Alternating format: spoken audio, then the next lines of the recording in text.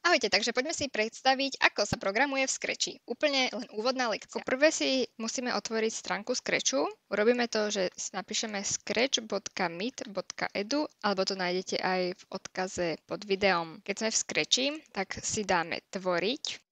Pokiaľ to vidíte v inom jazyku, tak tu, keď je také ozdobené koliečko, tak tam môžete si vybrať jazyk, tak si môžete dať české alebo slovenské, alebo aký vám vyhovuje. Hore si môžeme nastaviť, ako chceme, aby sa to volalo, takže dáme prvý projekt. Toto tu je okno, do ktorého budeme dávať naše príkazy, ktoré sa budú vykonávať a budú tieto príkazy vykonávať tieto postavičky, ktoré tu budeme mať. Keďže sa blížia Vianoce, tak si vytvoríme snežnú postavu.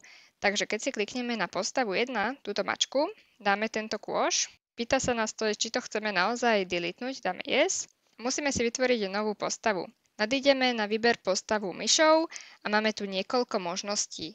Môžeme si postavu my nakresliť, alebo môžeme získať prekvapenie, ale my chceme niečo zimné, alebo ju môžeme vyhľadať. OK, takže napísala som hore Winter a našla som tu Snowmana, takže na ňo kliknem a Snowman sa mi objaví. Keď na ňo kliknem tu na ploche, ľavým tlačidlom myši a budem to držať ľavé tlačidlo myši, tak ho môžem posúvať hoci kde po obrazovke. Zároveň sa mi ukazuje jeho pozícia tu dole, v x-ovej a v y-novej osi. X-ová je táto a y-nová je hore dole. Takže teraz napríklad, keď chceme tohto Snowmana dať niekam do stredu, tak ho dám sem a vidíme, že asi niekde tu je x-ové 0 a niekde hore je y114, takže v strede bude x17 a y4. A ak ho chceme dostať úplne do stredu, tak dáme, normálne si na to klikneme 0,0 a máme Snowmana v strede. Môžeme si ho aj nejak nazvať, máme tu teraz Snowman, môžeme ho skryť alebo ukázať, teraz ho chceme ukázať a môžeme mu nastaviť najmenšiu veľkosť, to je 5, ale tedy ho ani není vidieť, takže mu dám napríklad 50. Veľmi dôležité je, že môžeme určiť smer tejto našej postavy. Keď si na to klikneme, tak zároveň už vidíme ten smer, kam sa to otáča. Môžeme vidieť, že takto sa otáča a aj sa nám dáva ten smer. Takže toto je smer 0, doprava je smer 90, dole je 180 a doľava už máme mínusový záporný smer minus 90.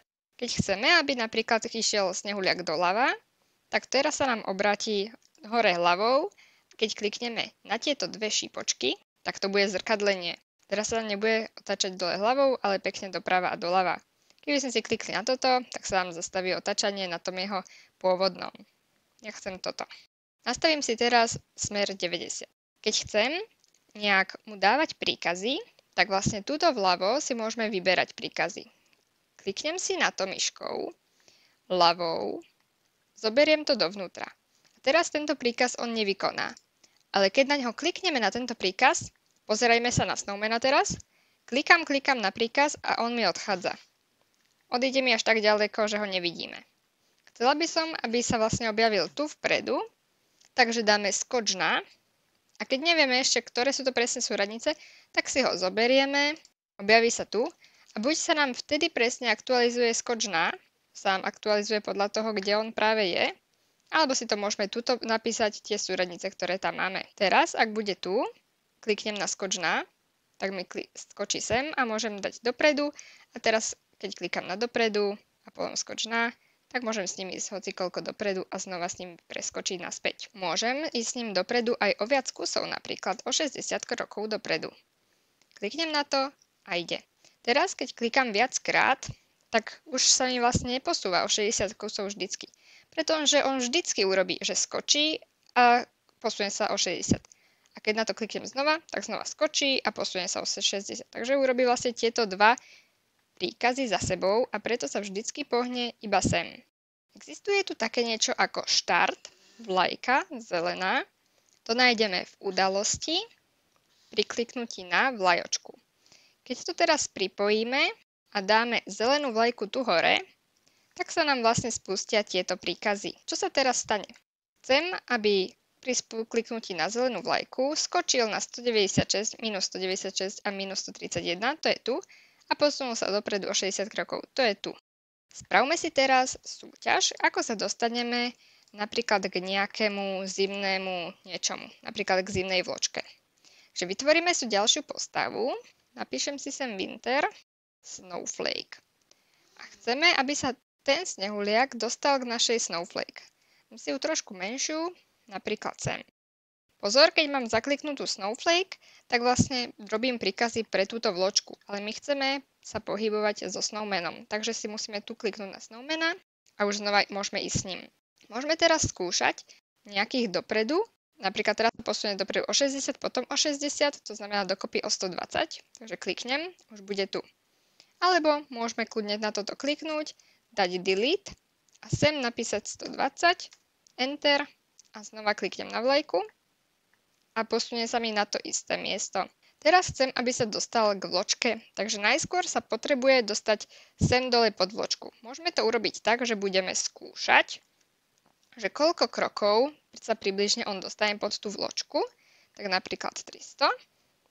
Alebo sme si to mohli pozrieť aj tak, že si zaklikneme na vločku, túto, a pozrieme sa, aké má súradnice. Vidíme, že vločka má súradnice 100 a 99, alebo 102 a 99, ale to sú detaily. Takže vieme, že potrebujeme dostať nášho snehuliaka na x-ovú 100. Začína na minus 196.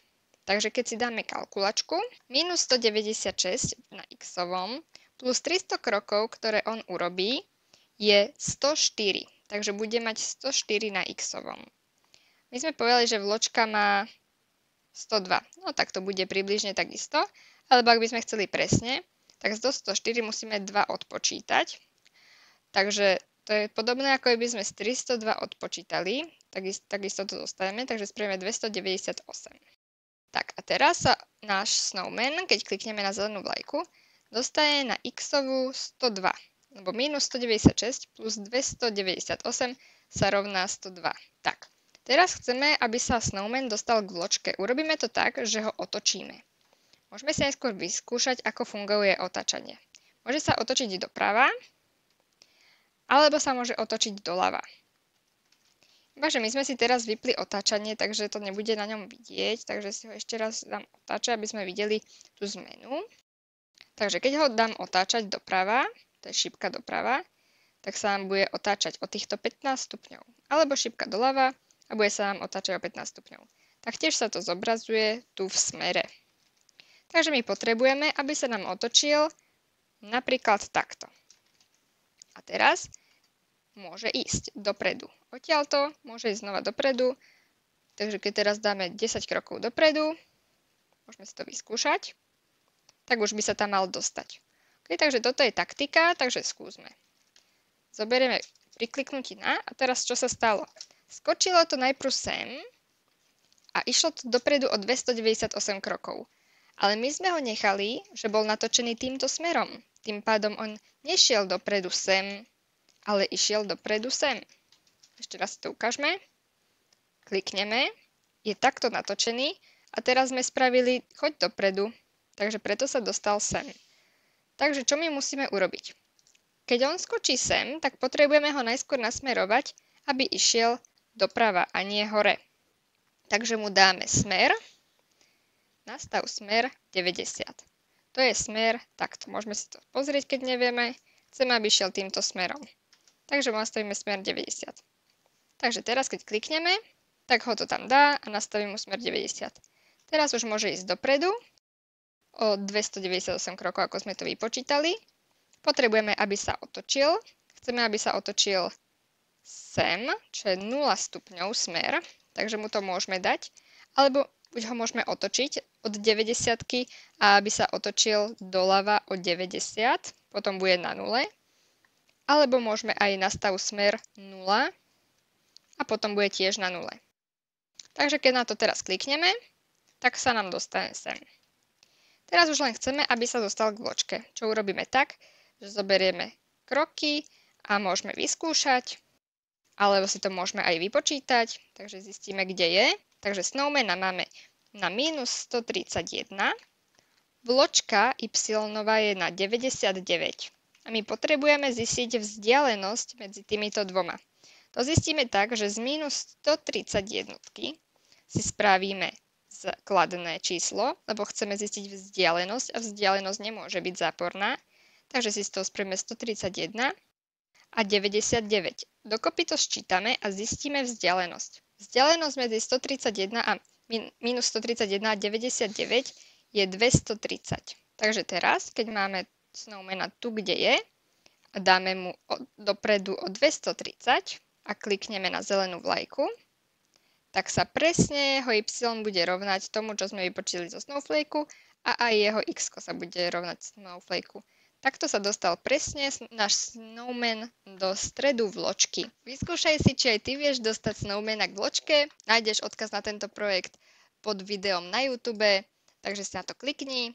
Keď klikneš na odkaz pod YouTubeom, mal by sa ti otvoriť takto projekt a mal by si tu mať aj možnosť remixovať. Tuto niekde by to malo byť. Keď na to klikneš, tak ti to dá možnosť remixovať tento projekt. A tam môžeš skúsiť sám naprogramovať presne tak, ako sme to my robili. Môžeš to robiť buď presne tak, že si to vypočítaš, alebo si môžeš skúšať náhodne koľko krokov dopredu a raz dojdeš aj k tomu správnemu číslu. Nezabudni dať odoberať a vidíme sa na budúce. Ahojte!